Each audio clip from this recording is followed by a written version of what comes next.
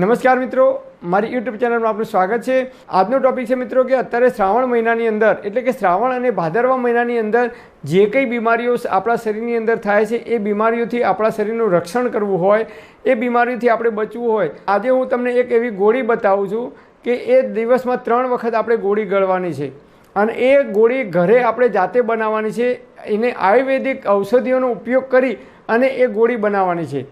તો આ ગોળી કેવી રીતે બનાવવી, ક્યારે ખાવી અને કેવા લોકોએ ના ખાવી જોઈએ અને કેવા લોકોએ ખાવી જોઈએ, જેનું વર્ણન આયુર્વેદના ઋષિઓએ આયુર્વેદની અંદર કરેલું છે। શ્રાવણ અને ભાદરવો મહિનો એટલે કે ચોમાસાની ઋતુની અંદર આપણને શરદી થવી, તાવ આવવો, ઉધરસ થવી, વાયરસથી થતી અનેક પ્રકારની બીમારીઓથી અને પેટની લગતી બીમારીઓથી બચવું હોય તો એના માટે આપણે શું કરવાનું? તો એના માટે 3 ટાઈમ આપણે એક ગોળી ગળવાની છે। તો આ ગોળી કેવી રીતે બનાવવાની? ઘરે જાતે જ બનાવવાની છે। દેશી ઓરિજિનલ શુદ્ધ ગોળ, કેમિકલ વગરનો એ ગોળ 250 ગ્રામ આપણે લેવાનો। એક પાત્રની અંદર ગોળ લઈ એને ગરમ કરવાનો, એટલે ગોળ ધીમે ધીમે ઓગળી જશે। ગોળ ઓગળે એટલે એની અંદર 50 ગ્રામ હળદર લેવાની અને હળદર મિક્સ કરવાની।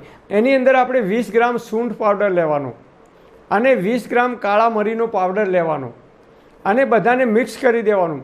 મિક્સ કરવા માટે જ આપણે ગોળને ગરમ કરવાનો છે। પછી એ ઠંડુ થઈ જાય પછી એની વટાણા જેવડી અથવા ચણા જેવડી આપણે નાની નાની ગોળીઓ બનાવવાની છે। જો મોટી ગોળી બની જાય તો ચિંતા કરવાની નહીં, આપણે અડધી ગોળી જ લેવાની। હવે આ ગોળી ક્યારે ખાવાની? તો આ ગોળી જમવાની 10 મિનિટ પહેલાં લેવાની અને આપણે સીધે ઉતારી જવાનું નથી, મોઢામાં મૂકી ધીમે ધીમે એને ચગળવાની છે અને એ જ્યારે આપણા પેટની અંદર એનો રસ જશે ત્યારે આપણા પેટની અંદર જઠરાગ્નિ પ્રદીપ્ત થાય છે, અગ્નિ પ્રદીપ્ત થાય છે અને પાચક રસો ઉત્પન્ન થાય છે। મોઢાની અંદર જ્યારે આપણે ગોળી મૂકીએ છીએ ત્યારે મોઢાની અંદર લાળ ઉત્પન્ન થવાની શરૂઆત થઈ જાય છે અને એ લાળ પેટની અંદર જાય છે અને અન્ય પાચક રસો ઉત્પન્ન થાય છે, જે ખોરાકનું પાચન કરવા માટે ખૂબ જરૂરી છે અને આપણી જઠરાગ્નિ છે એ ખૂબ પ્રદીપ્ત થાય છે।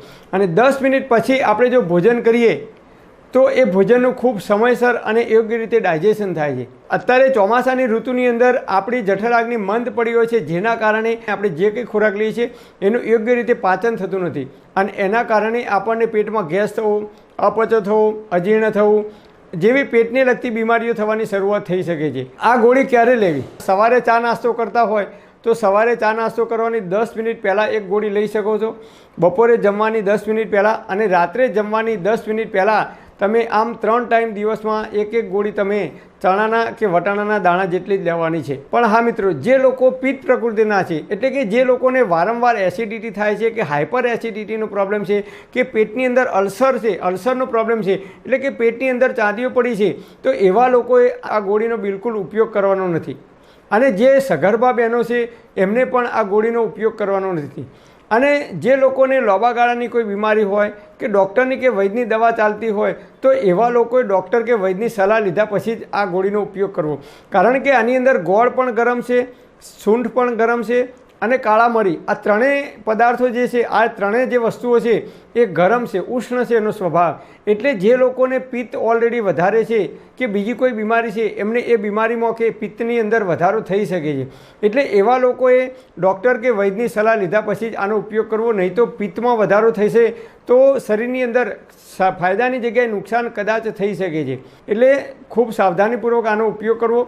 પણ હા, જે લોકોને વાયુની પ્રકૃતિ છે, વારંવાર ગેસ થઈ જાય છે, પેટ ભારે ભારે થાય છે, ખોરાકનું પાચન થતું નથી, પાચન અગ્નિ મંદ પડે છે, ભૂખ લાગતી નથી, એવા લોકો, વાયુ પ્રકૃતિવાળા લોકો હોય કે વારંવાર કફ થઈ જાય છે, કફજન્ય રોગ થાય છે, એવા લોકો આનો જો દિવસમાં 3 વખત ઉપયોગ કરે તો એમની જઠરાગ્નિ ખૂબ પ્રદીપ્ત થાય છે, ભૂખ લાગે છે અને ખોરાકનું પણ ખૂબ સારી રીતે પાચન થઈ શકે છે। આ ગોળી ખાવાથી આપણી જઠરાગ્નિ પ્રદીપ્ત થશે તો આપણી પાચન ક્રિયા પણ ખૂબ એક્ટિવ થશે અને પાચન ક્રિયા એક્ટિવ થશે તો આપણી જે ઇમ્યુનિટી સિસ્ટમ છે, રોગ પ્રતિકારક શક્તિ છે એ પણ પાવરફુલ થશે અને જો આપણી રોગ પ્રતિકારક શક્તિ પાવરફુલ થશે તો ચોમાસાની અંદર એટલે કે શ્રાવણ અને ભાદરવા મહિનાની અંદર જે વાયરસથી થતી બીમારીઓ છે, તાવ આવવો, શરદી થવી, ઉધરસ થવી અને અન્ય પ્રકારના બેક્ટેરિયા અને વાયરસથી થતી જે બીમારીઓ છે એ બીમારીઓથી આપણે બચી શકીશું। પણ હા મિત્રો, તમારે કોઈ ડૉક્ટરની કે વૈદ્યની દવા ચાલતી હોય તો ડૉક્ટર કે વૈદ્યની સલાહ લીધા પછી જ આનો ઉપયોગ કરવા માટે વિનંતી, કારણ કે આયુર્વેદ પ્રમાણે દરેક માણસના શરીરની પ્રકૃતિ અલગ અલગ હોય છે,